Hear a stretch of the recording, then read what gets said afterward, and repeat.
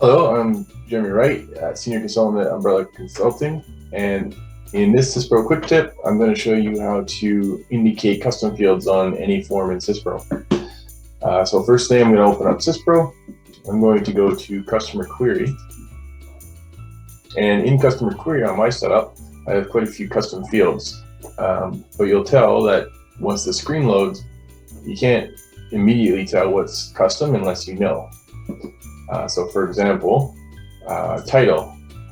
You might not know that's a custom field, but I do just because of past knowledge, along with these ones.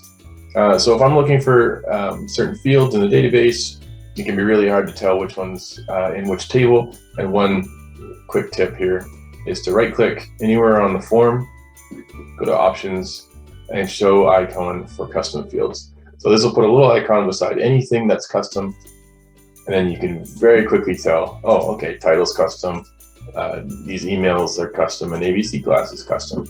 Perfect. And that setting will stay on as you go from module to module for super convenience. That's it. Thanks for watching.